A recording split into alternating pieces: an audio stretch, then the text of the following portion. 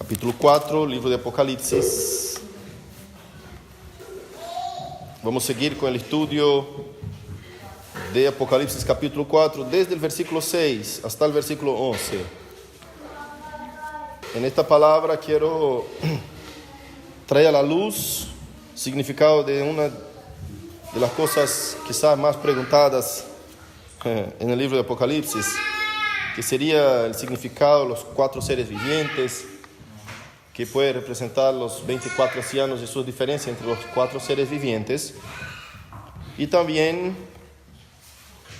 la presencia y la gloria del Señor ahí representada en ese terrible trono que Juan le ve. Amén. Aleluya. Apocalipsis capítulo 4, versículos 6 adelante. Assim dice la santa palabra de Dios.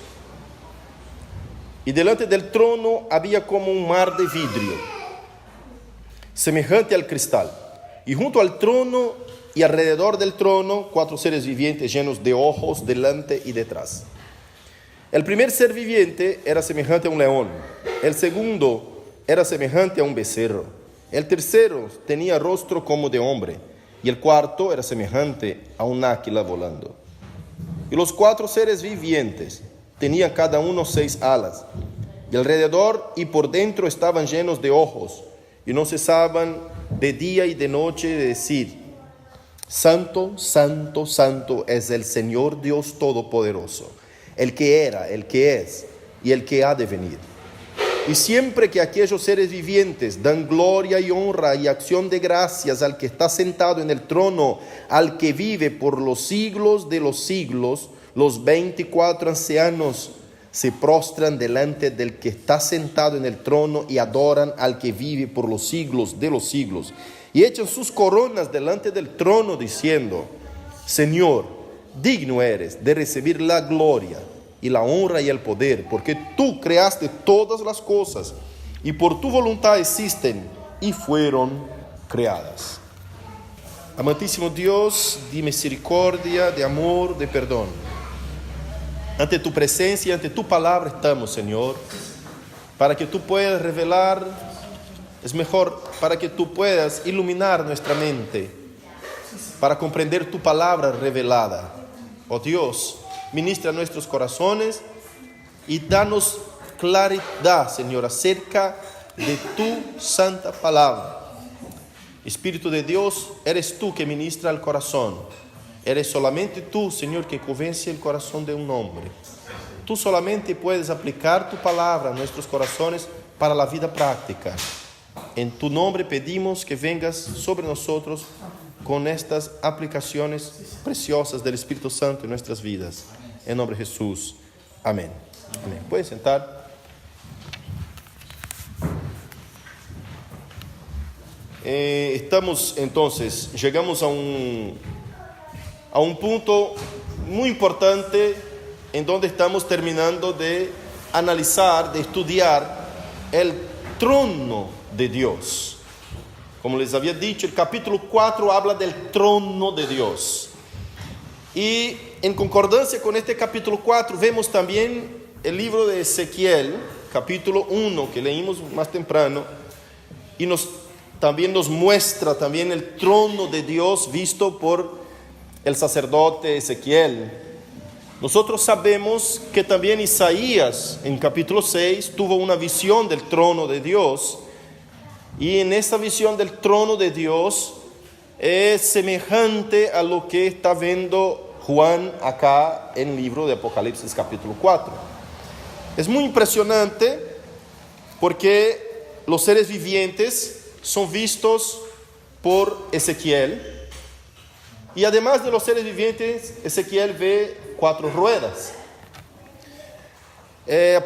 Isaías, en capítulo 6, se não, contérrese capítulo 6 de Isaías comigo, para que usted esté más cerca de lo que estoy diciendo. Isaías capítulo 6, leamos acá un pedacito apenas del texto. Amén. Ahí lo tenemos, Isaías capítulo 6, versículos 1 adelante, dice: en el año que murió el rey Usías, vi yo al Señor sentado sobre un trono alto y sublime. Gracias, hermano. Y sus faldas llenaban el templo. Por encima de él había serafines.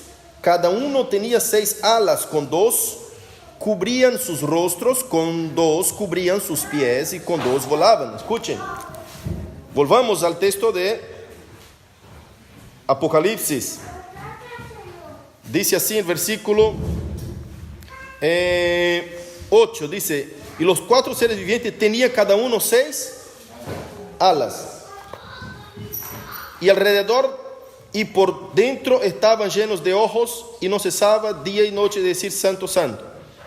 Pero aún acá arriba, el versículo 6 dice: y delante del trono había un mar de vidrio semejante al cristal, y junto al trono y alrededor del trono 4 seres vivientes llenos de ojos delante y detrás. Y pero arriba de los seres vivientes estaba el Dios sublime. Isaías nos muestra que los seres vivientes, sobre la cabeza de ellos estaba el Dios Todopoderoso. Y también capítulo 1 de Ezequiel que leímos, dice que estaba por encima de ellos. Si no, vuelva y lea por favor sobre, versículo 26, capítulo 1, dice: y sobre la expansión que había sobre sus cabezas se veía la figura de un trono. Entonces el trono estaba sobre las cabezas de los 4 seres vivientes. Pero pastor, ¿qué puede venir a ser los 4 seres vivientes? Vamos a seguir leyendo Isaías capítulo 6 y vamos a llegar a la conclusión en un rato. Y versículo 3 dice: y el uno al otro daba voces diciendo: santo, santo, santo, Jehová de los ejércitos, toda la tierra está llena de su gloria. Como ya les dije antes, este santo, santo, ese tríplice santo es un énfasis a la énfasis, es un énfasis añadido a una énfasis ya de la costumbre, de la habla o de la escrita hebrea, judía, ¿no? Incluso se llevó para la escrita griega también ese énfasis cuando Jesús decía: no has oído, y muchas veces no has leído, ¿no? Otras veces decía a los fariseos y siempre decían: de cierto, siempre añadiendo énfasis, porque es una costumbre de la lengua hebrea, que fue tomada para también la lengua griega. Entonces, en el Antiguo Testamento nosotros sabemos que fue escrito en hebreo y algunas partes en arameo, pero el Nuevo Testamento fue escrito en griego. Entonces siguió la costumbre los griegos tomaron la costumbre de esta lengua hebrea, llevando también esa énfasis. Cuando vemos acá en Isaías haciendo tríplice énfasis, es decir, un énfasis añadido a la énfasis de decir santo, santo, santo, que solamente aparece cuando están delante del trono de Dios, y simplemente nosotros vemos eso en el libro de Apocalipsis, en el libro de Ezequiel y en el libro de Isaías, pero cuando están delante del trono del Dios Todopoderoso. Siempre que están delante del trono del Dios Todopoderoso, refiérense a Dios añadiendo énfasis a la énfasis, es diciendo, solamente Él es digno de ser llamado 3 veces santo. No sé si usted ya escucharon algunas canciones también que pone a Dios Trino, ¿no? Después podemos cantar la canción que dice a la tríplice divinidad, ¿no? Que habla también de la santidad, diciendo santo, santo, santo. Cantamos esa canción que hace énfasis a la santidad de Dios. Entonces vemos acá esos querubines alabando a Dios y diciendo que Él es santo, santo, santo 3 veces. Y los quiciales, versículo 4 de Isaías 6. Y los quiciales de las puertas se estremecieron con la voz del que clamaba, y la casa se llenó de humo. Entonces dije: ay de mí, que soy muerto. Porque siendo hombre inmundo de labios inmundos y habitando en medio del pueblo que tiene labios inmundos, han visto mis ojos al Rey, Jehová de los ejércitos. Entonces vemos acá la misma semejanza de esos seres vivientes, según Isaías, querubines que volaban y tenían, serafines que volaban y tenían 6 alas. Nosotros vemos esos mismos seres vivientes, está muy ruido, ¿no? Hace mucho ruido, no sé si fue. Esos mismos seres vivientes vimos en Ezequiel, pero ellos ya se presentan como querubines. Y ellos se presentan con 4 alas en vez de 6, como la ve Isaías y como también la ve Juan. Pero preséntase en Ezequiel con 4 alas y Isaías y Juan con 6 alas. Algunos comentaristas dicen que porque 2 alas, con las 2 alas que volaban, no hizo la cuenta o la comparación Ezequiel en su registro, pero que obviamente se identifica con los mismos seres vivientes de Apocalipsis y de Isaías, porque apenas tapaban los rostros y con las 2 alas que volaban no contaba Ezequiel en su registro respecto a lo que serían esos serafines, ¿no? Sabemos que son seres celestiales, y son serafines y son querubines, pero el capítulo 10, versículo 20 de Ezequiel dice explícitamente que estos 4 seres vivientes eran querubines. Vamos a leer.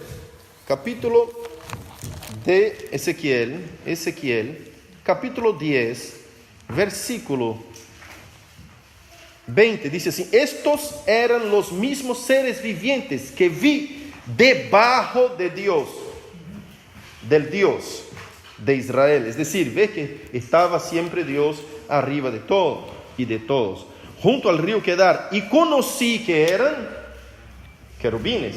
Entonces no hay duda, y la Biblia nos aclara por demás textos, que esos seres vivientes eran ángeles, seres espirituales como querubines que se presentaban ante la presencia de Dios.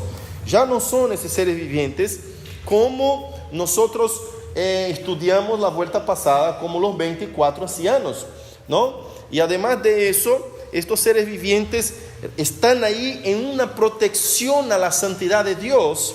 Ellos están guardando la santidad de Dios y están siempre declarando que Él es santo 3 veces, el único que se puede ser nombrado de esa manera: santo, santo y santo. Versículo 6 que leímos dice: y delante del trono había como un mar de vidrio. Después regresamos a los seres vivientes. Vamos a arrancar desde el 6 para demostrar a ustedes qué significa el mar de vidrio, semejante al cristal junto al trono.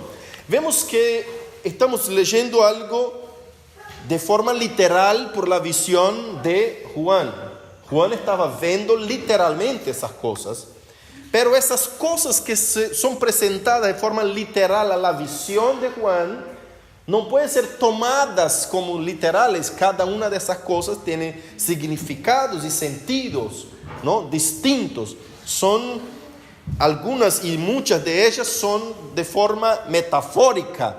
No podemos imaginar que los seres vivientes realmente son apenas seres vivientes que están ahí con estos ojos, que son ojos llenos por el cuerpo. Bajo sus alas habían ojos, y esos ojos tienen que representar algo, porque son seres vivientes que tienen símbolos en sus figuras, ¿no? Obviamente que es literal los seres vivientes, es decir, hay de hecho en presencia de Jehová estos querubines, estos ángeles específicos, especiales, para guardar la gloria, el poder, el trono de Dios en honra y en santidad. Amén. Están puestos ahí. De hecho existen estos seres vivientes, pero sus características tienen representatividad. Sus características señalan un significado mayor, más grande, apunta hacia otras cosas y nosotros ya vamos a ver, pero antes quiero hablar del mar del vidrio, como cristal, ¿no? ¿Qué significa ese mar de vidrio? Hay muchos comentaristas, teólogos, que dicen que ese mar de vidrio significa la batea esa que estaba en el atrio, en donde se lavaba las manos para la purificación antes de ofrecer un sacrificio, pero y que esa agua de la batea representaba también la sangre de Cristo, ahora representando naturalmente la sangre de Cristo que purifica a los que fueron lavados por su sangre y que en pocos momentos van a estar pisados sobre este mar de vidrio, simbolizando ahí la pureza y la purificación. Pero esta no sería la mejor interpretación, no sería la mejor manera de ver este mar de vidrio, incluso porque es limpio como cristal, es transparente como cristal, y sabemos que los colores también tienen sus símbolos en Apocalipsis, los números tienen sus símbolos, y nosotros no podemos imaginar que sea la sangre de Cristo que es roja, como color, poniendo ahí, ¿no? Y decir que al ver un mar de vidrio, es decir, transparente, que brillaba como cristal, puede representar la sangre de Cristo que es roja. Si no, tenía puesto de otra manera y los símbolos por colores habían llegado de otra forma. Como vimos, los símbolos de los colores, cuando Juan ve al trono y nosotros leímos acerca del arco, que estaba el arco iris, el arco divino, recordando la alianza de Dios, que tenía un color verde como translúcido, después tenía las piedras que tenía colores, esos colores representan gloria de Dios, la presencia de Dios, la santidad de Dios y muchas otras cosas, el poder de Dios ahí alrededor, como nosotros vimos y comparamos con Ezequiel y con Isaías, que estaba incluso Satanás, cuando estaba en el cielo, tenía en su presencia esos colores, esas piedras preciosas, representando esos colores que tienen significado de gloria, de poder, de presencia de Dios, de santidad de Dios. Entonces no podemos simplemente tomar un mar de vidrio y compararlo con la sangre de Cristo, que no tiene color semejante y tiene sentidos distintos, sino que podemos tomar el mar como una palabra metafórica, que siempre en la Biblia ha significado el mar como los enemigos de Dios, una fuerza espiritual que enfrenta a los enemigos de Dios. Cuando Dios libra a Israel de la esclavitud del Egipto, ellos huyen por el desierto y encuentran delante de ellos el mar rojo, y ese mar era otro enemigo, simbolizando y representando el enemigo del pueblo de Dios. Y ahora, ¿qué haremos? Porque el dragón viene atrás.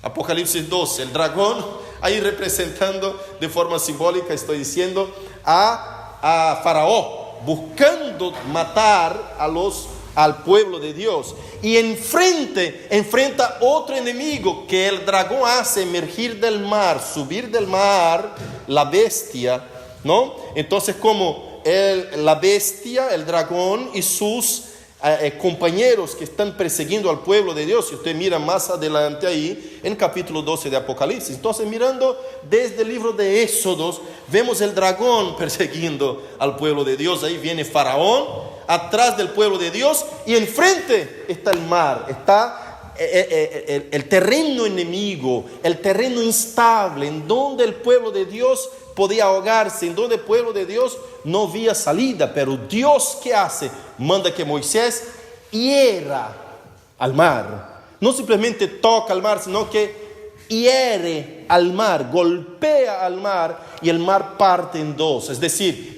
en tus manos está la autoridad sobre los enemigos del pueblo de Dios. Si miramos eso para aplicar en nuestra vida hoy como iglesia, vemos que Dios pone las manos de la iglesia en mis manos, en tus manos, cada uno de nosotros, desde que seamos miembros de una iglesia, es decir, desde que seamos el cuerpo de Cristo. Dios pone en las manos de su iglesia la autoridad para herir a los enemigos de Dios. Hablo de forma espiritual. Por favor, no tome como forma corpórea o literal golpear a enemigos, personas que están quizás siendo usadas por el enemigo, ahí hiriéndoles. No, hablo de forma espiritual. Cada enemigo del pueblo de Dios, nosotros tenemos la autoridad de Dios para herir a los enemigos, y ellos tienen que partirse en dos, es decir, vamos a pasar por en medio de ellos. 1000 caerán a tu lado y 10,000 a tu derecha, y tú no serás atingido. Solamente con tus ojos mirarás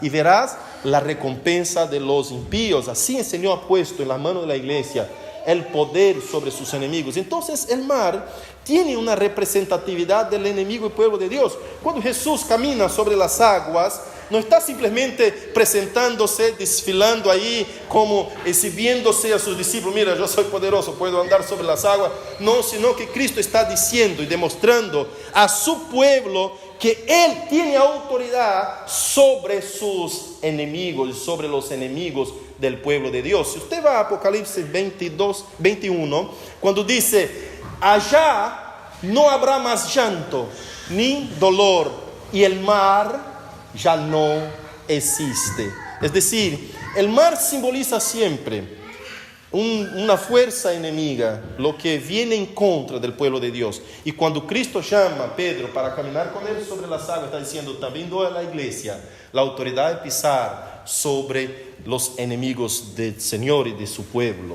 Amén. Cuando vemos un mar de vidrio ante el gran trono de Dios, cristalizado, estamos diciendo: ahora podemos pisar seguramente en el mar. El mar ya no es más un lugar instable. Delante del trono de Dios los enemigos están todos vencidos, están todos derrotados. Ese mar de vidrio representaría, y ya de pronto, más adelante vamos a ver que el pueblo de Dios todo va a estar ahí pisando encima del mar de vidrio, porque está abajo de los pies, abajo del gran trono blanco. Dios está sobre todos, incluso sobre los 4 seres vivientes, que son figuras muy fuertes e importantes en ese texto, ante el trono de Dios. Pero el mar de vidrio está abajo de los pies de todos, de los 24 ancianos, de los seres vivientes, del gran trono de Dios, y abajo de los pies de los ángeles y de toda la creación de Dios va a estar el mar de vidrio. Vamos a ver el mar de vidrio más adelante. Apocalipsis habla otras veces del mar de vidrio. Entonces quiero que usted lleve en cuenta que el mar, la palabra mar en la Biblia, siempre dice respecto a lo que sería enemigos de Dios, estado de instabilidad, estado de peligro, ¿no? Y el Señor declara claramente con todas las letras que estarán bajo nuestros pies, los pies del Señor y los pies de la iglesia.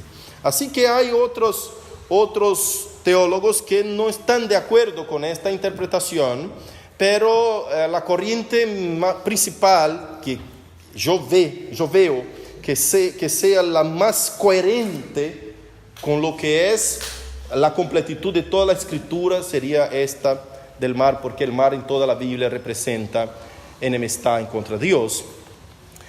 Algunos dicen que sería imposible que ese mar representara a los enemigos de Dios, porque en ese mar ahí estaría ante el trono de Dios, y ante el trono de Dios no puede estar el mal, ante la santidad de Dios no puede estar los enemigos de Dios. Esa es la defensa de algunos otros teólogos. Pero, hermanos, dice la palabra de Dios en Salmos que si yo estoy en el abismo, ahí estás vos. ¿No es así? Si subo al cielo, está el Señor. Si bajo al abismo, está el Señor. El trono de Dios es el control y el centro del universo. Si está el mar, es decir, los enemigos de Dios en algún lado, va a estar abajo de Dios, va a estar bajo sus pies y abajo de los pies de la iglesia. Ahora, si representa estar cerca o lejos, es la visión de Juan que estaba abajo del trono, abajo de los pies de todos, el mar. No sabemos la distancia, pero esta oposición a esta interpretación realmente para mí no significa mucha cosa, porque realmente el pueblo de Dios va a pisar todos sus enemigos. Y dice la palabra de Dios en 1 de Corintios que conviene que Él reine hasta que todos los enemigos sean puestos bajo sus pies. Amén. Seguimos el texto, dice: el primer ser viviente era semejante a un león, el segundo era semejante a un becerro, el tercero tenía rostro como de hombre, y el cuarto era semejante a un águila. Esta interpretación es algo más difícil. Realmente no hay una convención, una pacificación entre los intérpretes.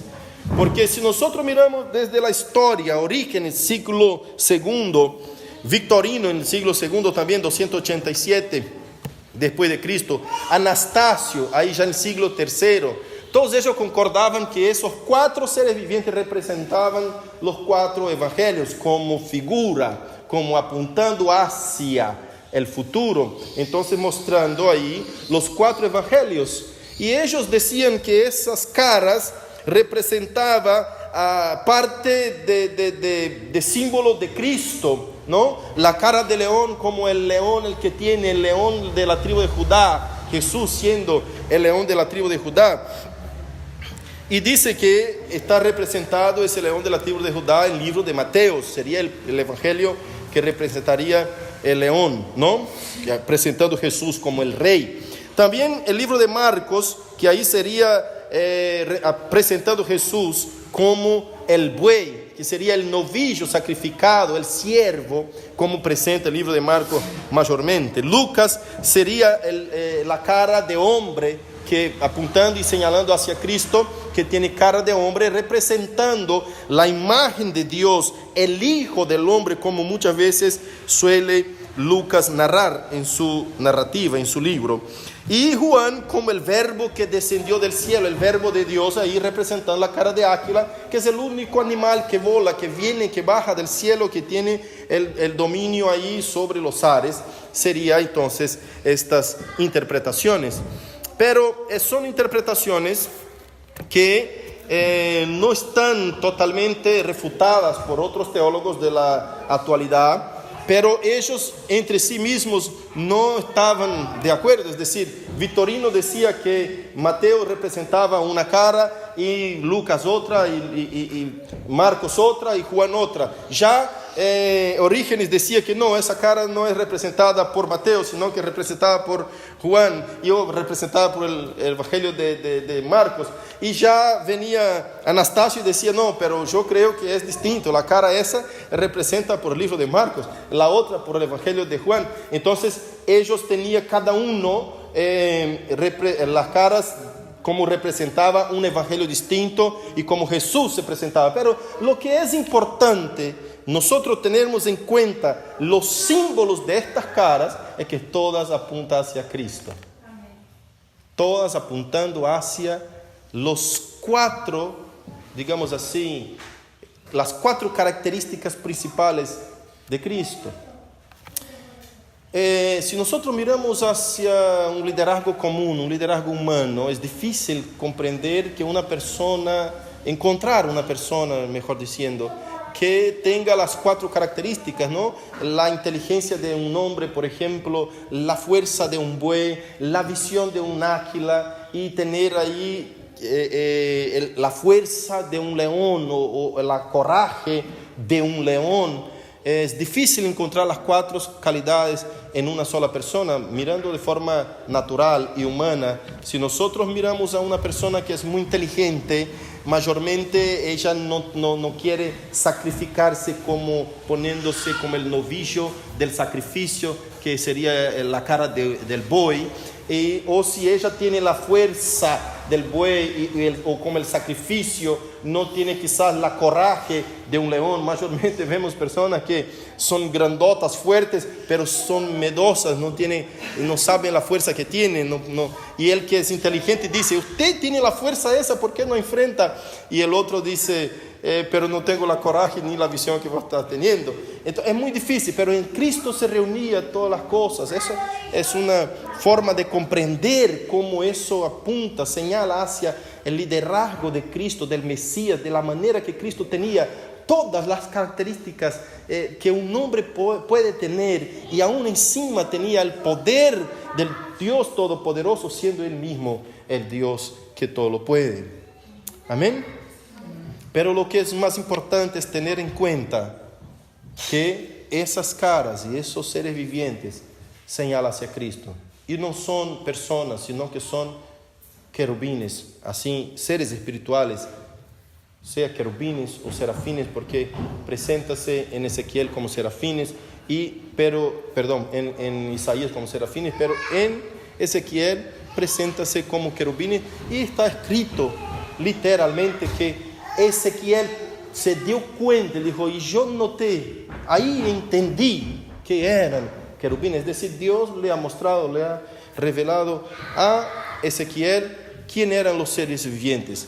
Pero vemos que a Juan Dios le dio a detalle, le dio más detalle que le dio a Isaías, más detalle que le dio a Ezequiel, y vemos ahí esos detalles siendo puestos ante el trono de Dios. Vio el trono de Dios por completo y a detalles. Tremendo esa visión del capítulo 4 de Apocalipsis, realmente es muy fuerte a nuestro corazón.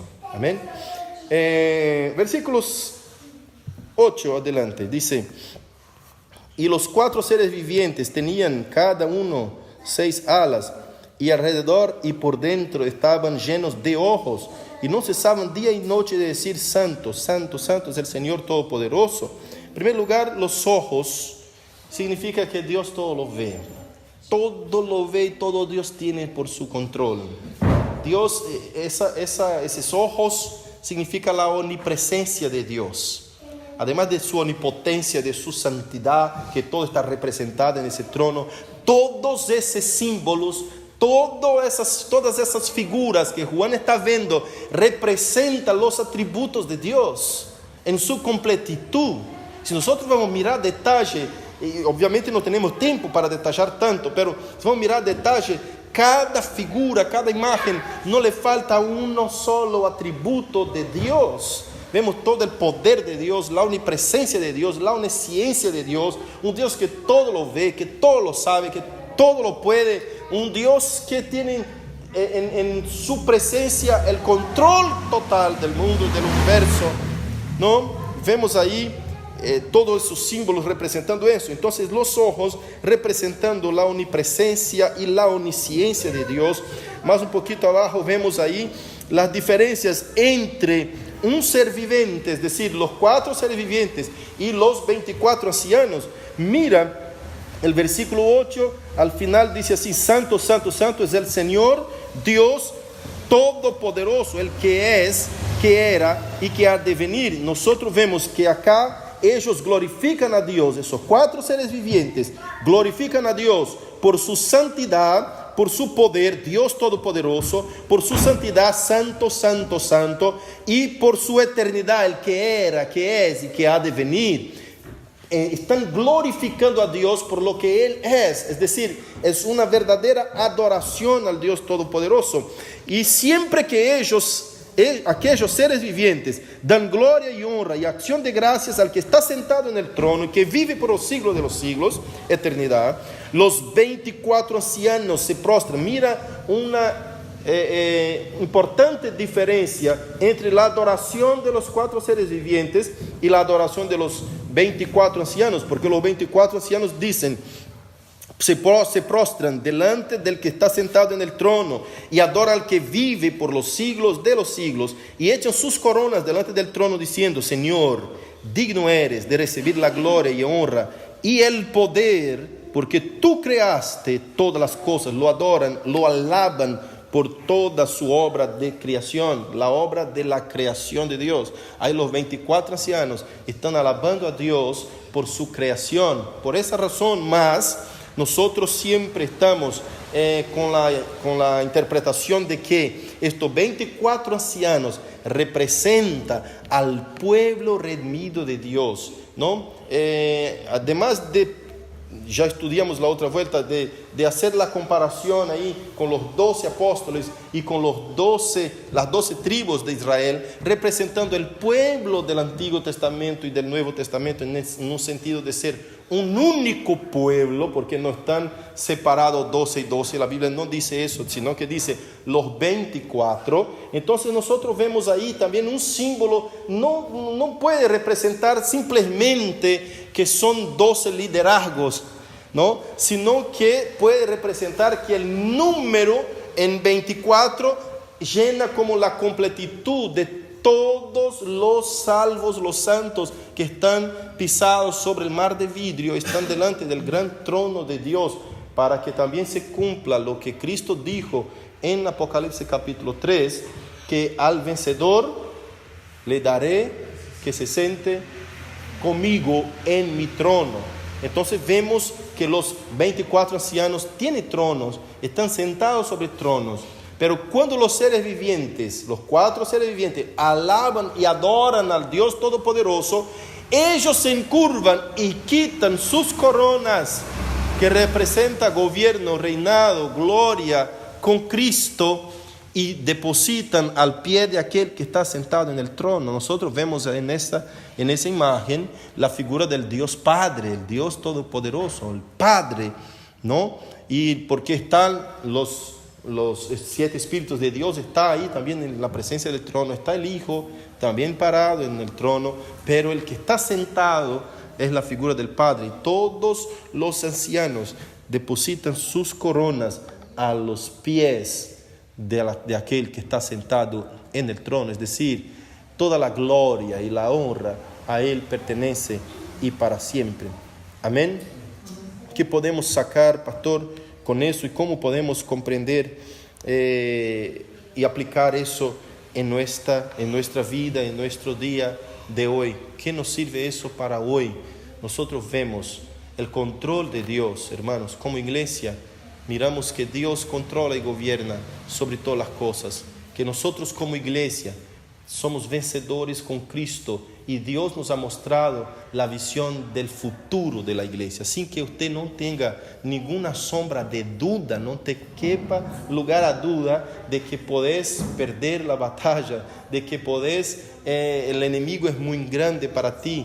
Leí un texto en Ezequiel, estaba leyendo, estudiando, decía: no teman a ellos y ni a sus palabras, porque son pueblo rebelde, son casa rebelde. Cuando Dios manda a Ezequiel llevar el mensaje, ahí capítulo 3 de Ezequiel, vete a Atalaya y no los tema. No tema lo que pueden decir, lo que te puede hacer, lo que te puede hablar, porque son casa rebelde. Es decir, pueden decir cualquier cosa, pero no tenga miedo, no te preocupes con eso, son casa rebelde.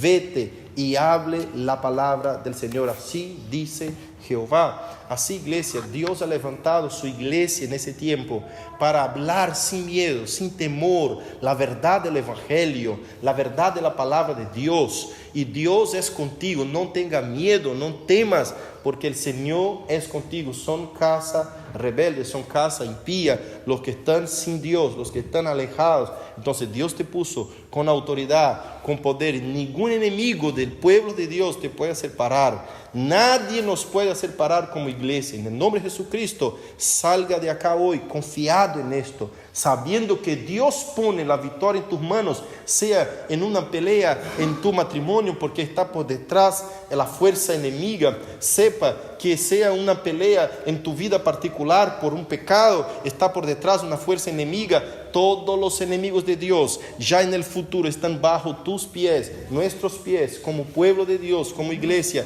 Sea una pelea que está enfrentando en tu negocio o en tu matrimonio, no sé, cualquiera que sea, por detrás está una fuerza espiritual intentando hacerte entristecer, intentando hacerte parar en la batalla que Dios te ha puesto y que te ha levantado para eso. Crea solamente en su palabra y Dios es contigo y te dará la victoria en nombre de Jesucristo. Tenga eso en tu corazón para el día de hoy. Señor es contigo, te da la victoria. La victoria del pueblo de Dios está garantizada. Así que tranquilos, porque Dios te da la fuerza que necesitas. Si está difícil el día de hoy, el día de mañana vendrá mejor. Hay días que son más difíciles, sí, dice la palabra de Dios, pone las armaduras de Dios para que puedas soportar los días malos. Y Dios te va a dar la victoria. Hay días que son un poco malos, son más difíciles que otros días, que parece que el pecado está más a vista, parece que mis debilidades están más al flor de la carne, parece que mi paciencia está más corta, parece que todo está distinto, porque somos tan influenciados por incluso un sueño que tenemos, somos influenciados por una noche mal dormida, y por ahí el día puede arrancar mal, y el enemigo usa esas cosas en contra del pueblo de Dios. Pero no tengas miedo, el Señor es contigo, vas a pasar por ese día, por los depósitos de oraciones que tenés en el cielo, ¿no? Como dice David cuando estaba siendo humillado, cuando bajaba del trono y era apedreado, literalmente dijo, quizás el Señor me pagará en bendición la maldición que sufro el día de hoy. Amén. Así Dios da la victoria a su pueblo. Puede parecer difícil, puede parecer que la lucha está grande, puede parecer que no voy a salir de esa hoy, Señor, líbrame.